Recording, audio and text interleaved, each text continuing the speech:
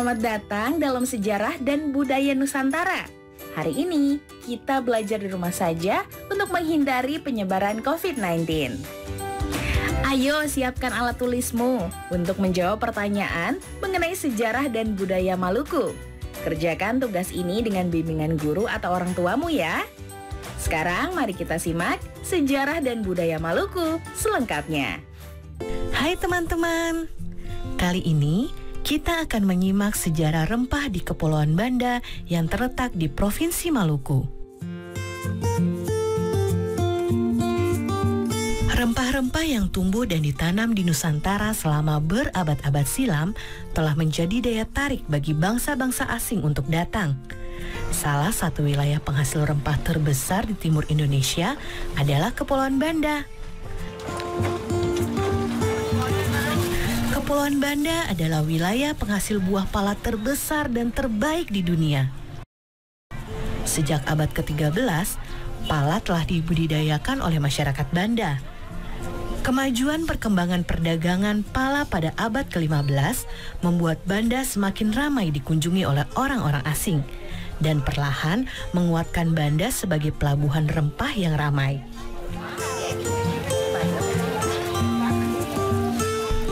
Sudah sejak lama, pala dimanfaatkan untuk berbagai kebutuhan hidup manusia.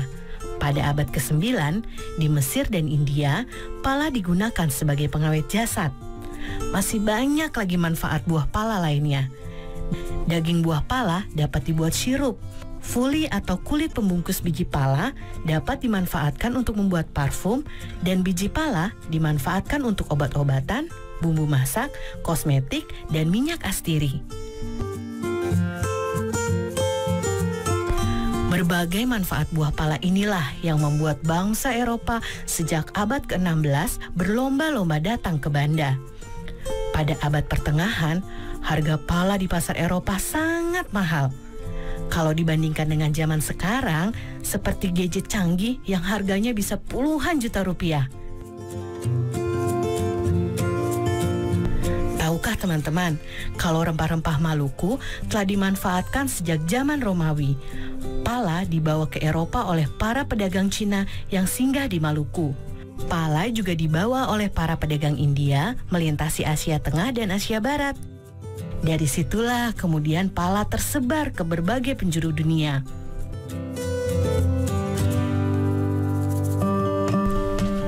Selama puluhan tahun, bangsa Eropa berlayar mengelilingi dunia mencari sumber rempah-rempah. Bangsa Portugis menjadi yang pertama kali mendarat di Banda pada tahun 1512. Kedatangan bangsa Portugis kemudian disusul oleh kedatangan bangsa Belanda pada tahun 1599. Inggris pun tak mau kalah. Mereka menyusul Belanda datang ke Banda pada tahun 1601. Persaingan Belanda dan Inggris memperebutkan pala di Banda akhirnya membuat Portugis tersisih. Melalui Serikat Dagang VOC, Belanda menjalankan taktik yang kejam untuk menguasai perdagangan pala. Belanda bahkan tak segan menggunakan berbagai cara, termasuk menyingkirkan para pemimpin desa atau yang dikenal dengan orang kaya. Kedatangan bangsa Eropa yang ingin menguasai perdagangan pala membuat masyarakat Banda menderita. Kejayaan pala sebagai rempah-rempah yang dicari oleh masyarakat dunia justru membuat masyarakat Banda perlahan terpinggirkan. Pada abad ke-19, setelah Inggris berhasil merebut Pulau Run dari tangan Belanda, Inggris kemudian membawa pohon pala keluar dari Banda dan mulai menanamnya di Sumatera dan Malaysia. Sejak saat itu, monopoli perdagangan pala dunia yang dikuasai oleh VOC pun runtuh. Nah teman-teman, kini pala dapat kita peroleh dengan mudah di seluruh Indonesia. Ibu dan nenek kita sering memakai bubuk pala sebagai bumbu dapur.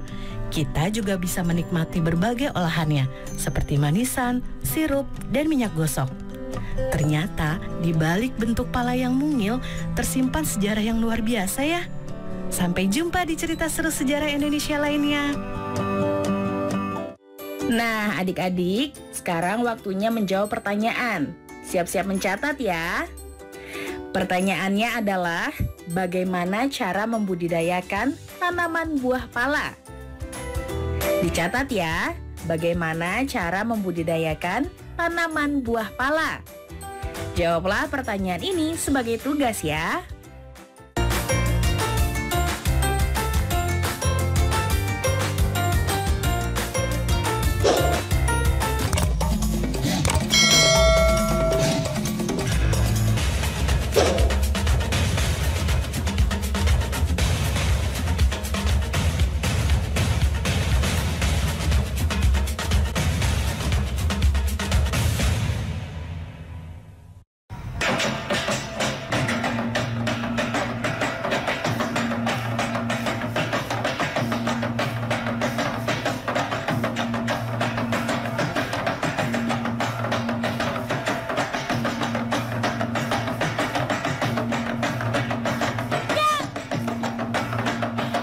Sobat Pelangi, berjumpa kembali dalam program kesayangan kita, Pelangi Nusantara.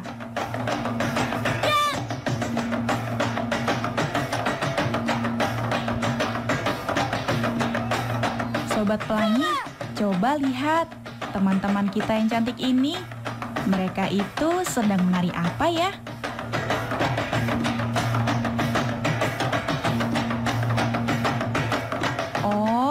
Tari soya-soya.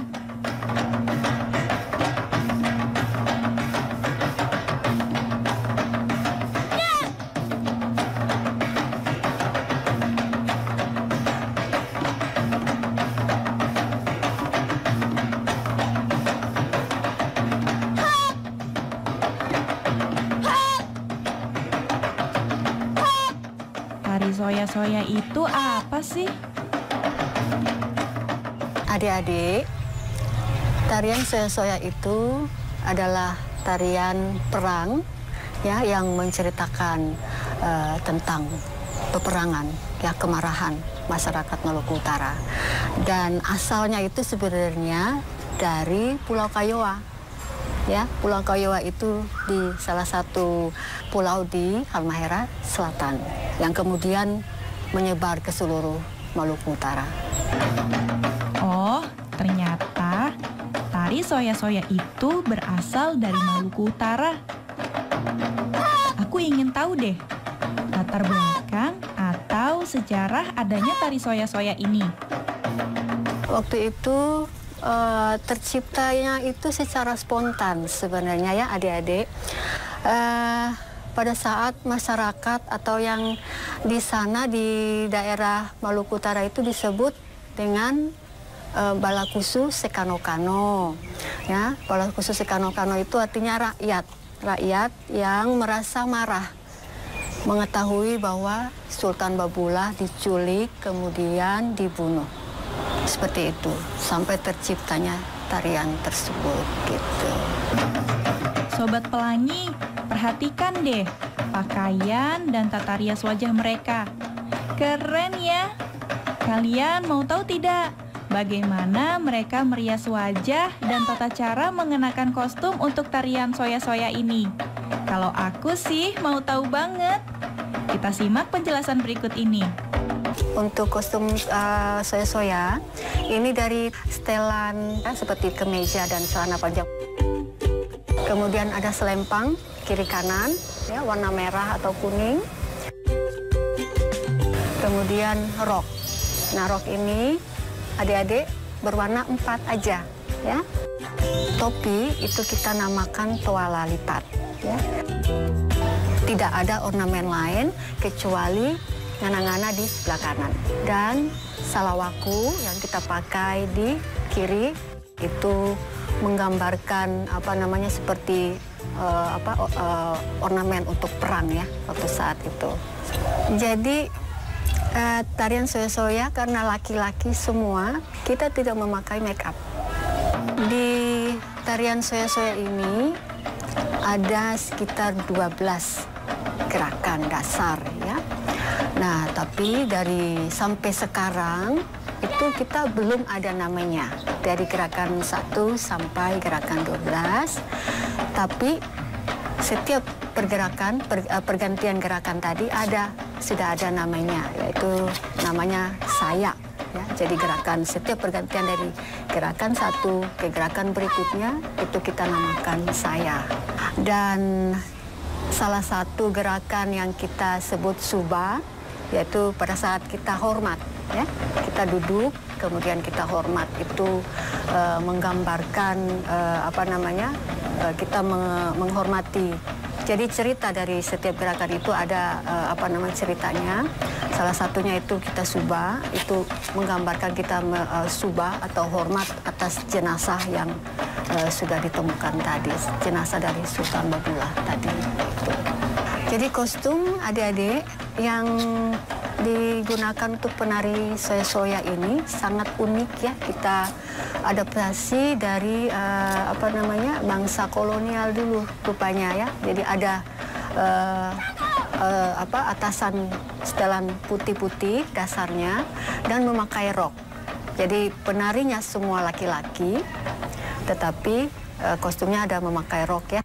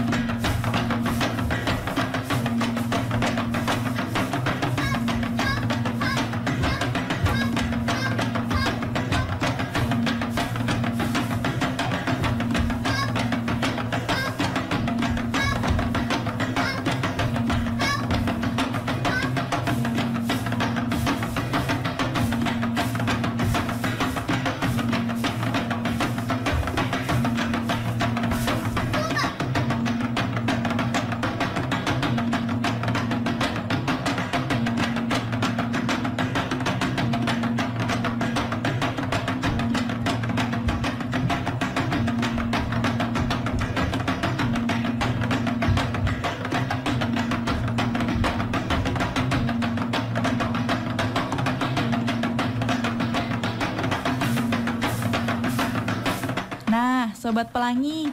Demikian program Pelangi Nusantara kali ini. Sampai jumpa di episode selanjutnya. Nah, adik-adik, sekarang waktunya menjawab pertanyaan. Siap-siap mencatat ya. Pertanyaannya adalah, soya-soya merupakan salah satu tarian yang berasal dari daerah Maluku Utara. Apa yang harus kamu lakukan untuk melestarikan budaya nasional seperti tari soya-soya? Dicatat ya, soya-soya merupakan salah satu tarian yang berasal dari daerah Maluku Utara. Apa yang harus kamu lakukan untuk melestarikan budaya nasional seperti tari soya-soya? Jawablah pertanyaan ini sebagai tugas ya.